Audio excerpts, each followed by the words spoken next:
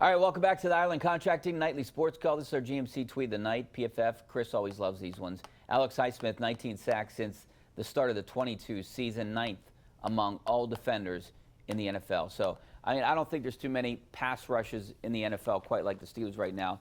That's a big part why they are winning, and they are winning these close games because of those two guys up front, TJ Watt and Alex Highsmith.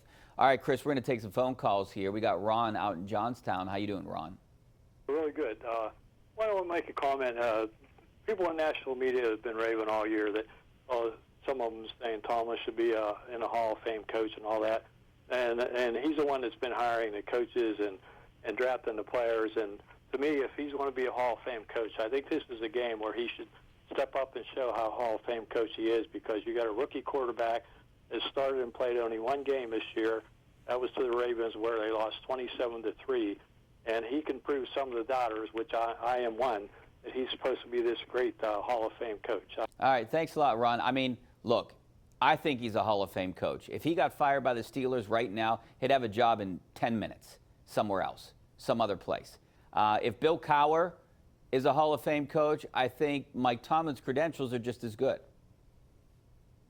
Yeah, they are. I don't really know how beating a team with a rookie quarterback whose fans are devastated because their $200 million plus man is now out for the season really proves anything. You know, going into Kansas City in the playoffs and beating Andy Reid and Patrick Mahomes while keeping them to like 13 points, that would be a Hall of Fame performance. You win a game like that 16-13, sure. This is just definitely a game Mike Tomlin, defensive mastermind, should win. He should be able to overwhelm Dorian Thompson-Robinson, who did only have, I'll point this out to people, they loved him up there in the preseason. That's why they traded Josh Dobbs, which looks very foolish in retrospect. He had 2 hours notice, Richie, for that game he started against the Ravens. That was a big controversy with the Browns. They all thought players, everybody thought Watson was playing until he wasn't. Thompson-Robinson had no clue, like until 11 o'clock that day, that he was going to go in. I would expect a more competent performance from him. I would expect a game plan that is very much tailored to try to insulate him. But even having said all of that, Mike Tomlin's defense should feast on this guy. Yeah, they should. I think it's going to be a defensive game, no doubt. I would not be surprised if it's something like 9-6, something like that. By the way, DTR could not beat your Pittsburgh Panthers. Let's go out to Raphael in Fox Chapel. Hi, Chris. Hey Rich. Thanks for having me on the show tonight. Yep. Just wanted to make a comment in like an observation the past couple games.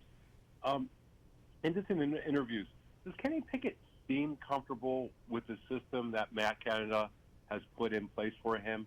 Does he feel, from what you guys have seen, does he feel restrained at all from Raphael? I'm in those interviews every week with Pickett, and to me, he feels, I've said this from day one, that he looks confident, he acts confident, he has moxie. I think he knows this system maybe better than a lot of the players on that offense.